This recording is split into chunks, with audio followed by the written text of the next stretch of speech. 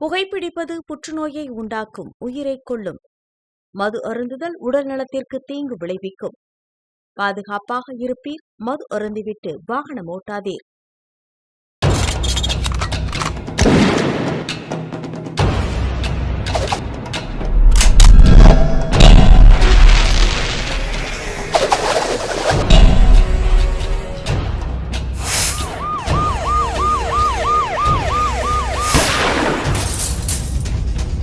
கோப்பியம், உண்மையும் பின்னணியும். வணக்கம்.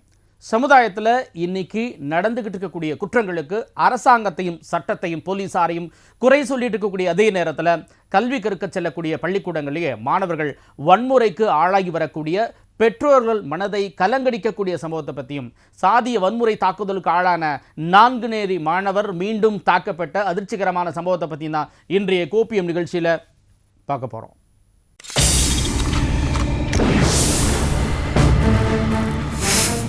மாணவர்களிடையே தலை தூக்கும் அறிவால் கலாச்சாரம். சாதிய வன்கொடுமைக்கு ஆளான மாணவர் மீது மீண்டும் தாக்குதல்.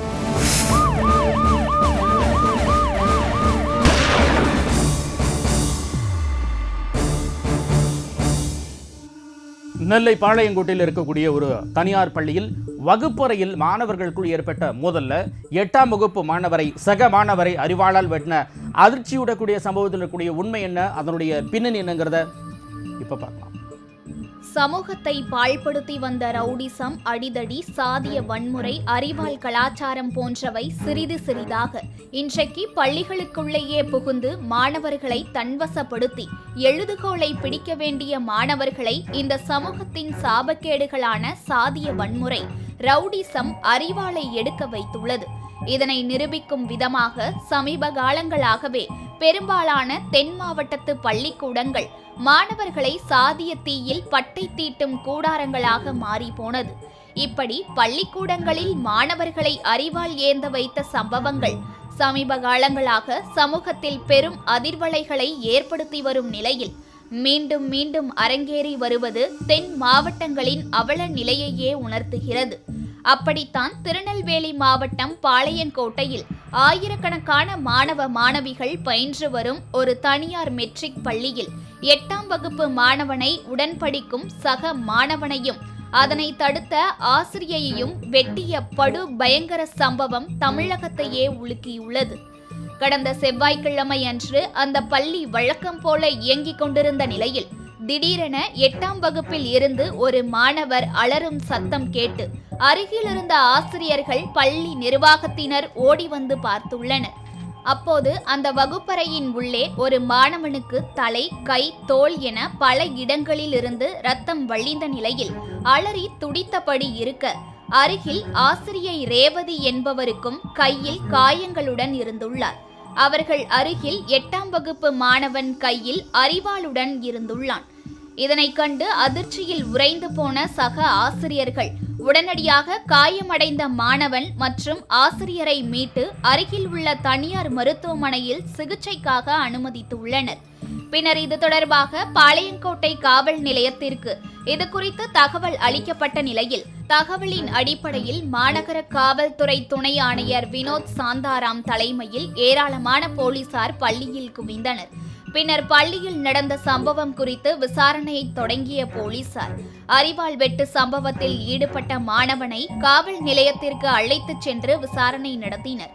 இதற்கிடையில் தகவல் அறிந்து மருத்துவமனைக்கு வந்த பாதிக்கப்பட்ட மாணவனின் பெற்றோரான மேலப்பாளையத்தைச் சேர்ந்த நிஜாமுதீன் மற்றும் அவரது மனைவி சையது ஜாஸ்மின் உசானா இருவரும் அவர்களுடைய மகன் சக மாணவனால் அரிவாளால் வெட்டிய சம்பவம் குறித்து பல்வேறு தகவல்களை கூறினர். அவன் 8th ஸ்டாண்டர்ட் படிக்கிறான். என் பையன் ஒன்றும் பிரச்சனைலாம் கிடையாது. 2 பேரும் டியர் ஃப்ரெண்டு. ஒரு பென்சில் ஒரே மாதிரி பென்சில் அவன் சொல்லியிருக்கான், நான் கொண்டு வந்திருக்கேன்னா. என் மோன் தான் இல்லை, நான் தான் கொண்டு வந்தேன்னா. ஆனால் என் மோன் தான் கொண்டு வந்திருக்கேன் அந்த பென்சில். என் வீட்டில் கூட நான் பென்சிலை பார்த்தேன், பென்சில் இல்லை. அப்போ நான் மிஸ்ஸுக்கு ஃபோன் போட்டு சொன்னேன், இதா என் பிள்ளை பென்சில் தான், நீங்கள் எதுவும் பண்ணாதீங்க, விட்டுருங்க. அதோட முடிஞ்சிச்சு, என் மகனும் பேசல. இப்போ கூட சொல்லிட்டான், நான் அவன்கிட்ட பேசி 2 மாதம் ஆகுது. அவன் எப்படி கொண்டு வந்தான், என்ன செஞ்சான் என்னன்னே எங்களுக்கு தெரியாது. காலையில் ஃபோன் போட்டாங்க, இப்படி உங்கள் பசங்களுக்குள்ளே சண்டையா ஆஸ்பத்திரி இருக்காங்கன்னு சொன்னாங்க. இங்கே வந்து பிறகு தான் எனக்கு தெரியும் அருவாளில் வெட்டியிருக்காங்கிறது, என் பையனை வெட்டியிருக்காங்கிறது இங்கே வந்த பிறகு தான், ஆஸ்பத்திரி வந்த பிறகு தான் எனக்கு தெரியும். 4 இடத்துல வெட்டியிருக்கான். தலை, ஷோல்டரு, கை, சுண்டு விரல்.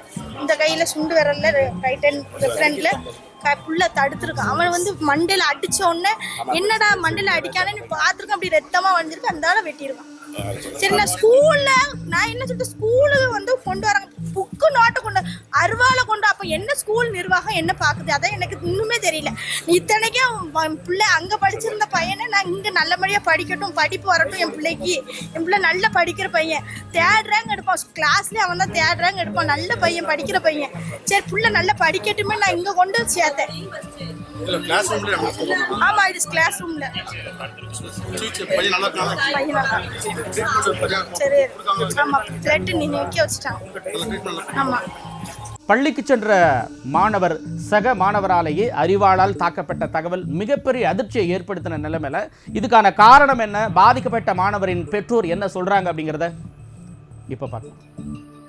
கடந்த ஒரு மாதத்திற்கு முன்பே மாணவர்கள் இருவருக்கும் இடையே பென்சில் தொடர்பாக பிரச்சனை ஏற்பட்டதாகவும் அப்போதே பள்ளி நிர்வாகத்திடம் புகார் அளித்தோம் என்றும், ஆனால் அப்போதே அவர்கள் அதற்கு உரிய நடவடிக்கை எடுக்காமல் சாதாரணமாக விட்டுவிட்டதால் தற்போது அது இந்த அளவிற்கு வளர்ந்திருப்பதாக பள்ளியின் மீது குற்றம் சாட்டினர். அதே நேரத்தில் அரிவாளால் வெட்டிய மாணவனிடம் போலீசார் நடத்திய விசாரணையின் அடிப்படையில் பாளையங்கோட்டை காவல் உதவி ஆணையர் சுரேஷ் அவர்களும் பென்சில் தொடர்பாக இருவருக்கும் இடையே ஏற்பட்ட பிரச்சனையினால் வீட்டிலிருந்தே அரிவாளை புத்தக பையில் மறைத்து எடுத்து வந்து நண்பனை வெட்டியதாக தெரிவித்தார்.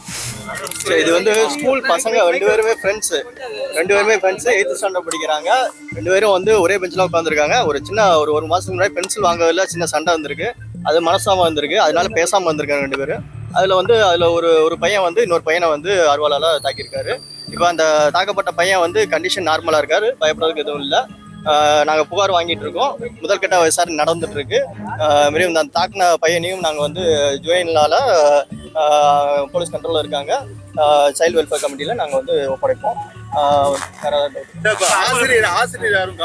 அதில் வந்து தடுக்க வந்து ஒரு ஆசிரியர், சோஷியல் வெல்ஃபேர் ஒரு சோஷியல் சயின்ஸ் எடுக்க டீச்சர் ஒருத்தவங்க வந்து தடுக்க ட்ரை பண்ணியிருக்காங்க. ட்ரை பண்ணுவோம், அவங்களுக்கு கையில் சின்னதாக ஒரு காயம் ஏற்படும். அவரோட ஸ்கூல் பேக்ல மறைச்சு வச்சு எடுத்துட்டு வந்திருக்கு. இந்த நிலையில் பள்ளி வகுப்பறையில் மாணவன் அரிவாளால் வெட்டப்பட்ட தகவல் அறிந்த சக மாணவர்களின் பெற்றோர்கள் தங்கள் குழந்தைகளுக்கு ஏதும் பிரச்சனையா என்ற பதற்றத்தோடு பள்ளி முன் குவிய தொடங்கிய பெற்றோர்களும் பள்ளி நிர்வாகத்தின் நடவடிக்கை சரியில்லை எனவும் இச்சம்பவத்திற்கு பள்ளியே பொறுப்பேற்க வேண்டும் என்றும் கூறினர். இந்த நிலையில் பாதிக்கப்பட்ட மாணவன் தனியார் மருத்துவமனையில் சிகிச்சை பெற்று வரும் நிலையில் மாணவனுக்கு முறையாக சிகிச்சை வழங்காமல் அரைகுறையுடன் மருத்துவமனையிலிருந்து வெளியேற்றும் நோக்கத்துடன் மருத்துவமனை நிர்வாகம் செயல்படுவதாக மாணவனின் பெற்றோர் வெள்ளிக்கிழமை அன்று நெல்லை மாவட்ட ஆட்சித்தலைவர் சுகுமாரை சந்தித்து மனு கொடுத்த சம்பவம் பெரும் பரபரப்பை ஏற்படுத்தியது. அதில் மகனுக்கு பாதுகாப்பு வழங்க வலியுறுத்தியும் சம்பந்தப்பட்ட மாணவர் மீது கடுமையாக நடவடிக்கை எடுக்க வேண்டும் எனவும் அரிவாளால் வெட்டும் அளவிற்கு மாணவனுக்கு சொல்லிக் கொடுத்தது யார், எனது மகனை வெட்டிய மாணவன் மீது அவரது பெற்றோர் மீதும் நடவடிக்கை எடுக்க வேண்டும், எனது மகனுக்கு சிறப்பான சிகிச்சை அளிக்கவும் நஷ்ட ஈடு வழங்க வேண்டும் எனவும் கோரிக்கை வைத்தனர். இதனால் இந்த சம்பவம் பெரும் பரபரப்பை ஏற்படுத்தியுள்ளது. தமிழ்நாட்டில் சாதிய வன்முறையின் கோர முகத்தை கடந்த 2023ஆம் ஆண்டில் நெல்லை நான்குநேரியில் அரசு பள்ளி மாணவர் சின்னதுரையை சக மாணவர்களை வீடு புகுந்து அரிவாளால் வெட்டின சம்பவம் இந்த சமூகத்துக்கு எடுத்துக்காட்டுச்சு. அந்த தாக்குதலில் இருந்து மீண்டு வந்த சின்னதுரையை மீண்டும் ஒரு கும்பல் அரிவாளால் தாக்குதல் நடத்தியிருக்கக்கூடிய பயங்கரமான சம்பவத்தை பற்றி இப்போ பார்க்கலாம்.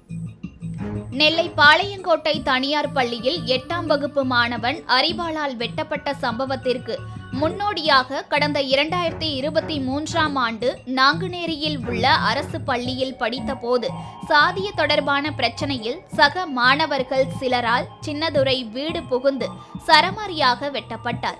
அப்போது அதை தடுக்க வந்த சின்னதுரை தங்கைக்கும் வெட்டு விழுந்தது. மேலும் அந்த தாக்குதலில் தன் பேரப்பிள்ளைகள் வெட்டப்படுவதை பார்த்த சின்னதுரையின் தாத்தாவும் உயிரை விட்டார். மாநிலத்தையே உலுக்கிய இந்த சம்பவம் நடந்து முடிந்து இடைப்பட்ட 2 வருடங்களில் சாதிய வன்மத்தால் பல சம்பவங்கள் அரங்கேறியது. ஆனாலும் சாதிய வன்மங்களால் நடந்த கொடூர தாக்குதல்களையும் ஆணவ கொலைகளையும் அரசாலும் கூட தடுக்க முடியாத சூழல் நிலவி வந்தது. இந்த நிலையில்தான் சாதிய வன்கொடுமையால் சக மாணவனால் வெட்டப்பட்ட நாங்குநேரி மாணவனை கடந்த புதன்கிழமை இரவு 5 பேர் கொண்ட கும்பல் மீண்டும் அரிவாளால் தாக்குதல் நடத்தியிருக்கும் சம்பவம் தமிழகத்தையே பரபரப்பாக்கியுள்ளது. கடந்த 2 ஆண்டுகளுக்கு முன்பு நடத்தப்பட்ட கொடூர தாக்குதலில் சுமார் 6 மாத கால தீவிர சிகிச்சைக்கு பிறகு மீண்ட சின்னதுரை பாளையங்கோட்டையில் உள்ள ஒரு கல்லூரியில் இளங்கலை 1ஆம் ஆண்டு படித்து வந்த நிலையில் கடந்த 16ஆம் தேதி புதன்கிழமை மாலையில் தனது நண்பர்களை பார்க்கச் செல்வதாக தாயாரிடம் சொல்லிவிட்டு சென்றுள்ளார். அதனை அடுத்து சில மணி நேரங்களிலேயே அவரது தாய்க்கு ஒரு புதிய தொலைபேசி எண்ணிலிருந்து பேசிய சின்னதுரை நெல்லை உக்கிரகுளம் அறிவியல் மையம் அருகே உள்ள பகுதியில் வைத்து தன்னை அடையாளம் தெரியாத சிலர் அரிவாளால் தாக்கிவிட்டதாக தெரிவித்துள்ளார். அந்த தாக்குதலில் கை, தலை உள்ளிட்ட பல்வேறு இடங்களில் காயம் ஏற்பட்டு அங்கேயே விழுந்த சின்னதுரையின் அலறல் சத்தம் கேட்ட அக்கம் பக்கத்தினர் 108 ஆம்புலன்ஸ் மூலம் மீட்டு நெல்லை அரசு மருத்துவக் கல்லூரி மருத்துவமனைக்கு சிகிச்சைக்காக அனுப்பி வைத்துள்ளனர்.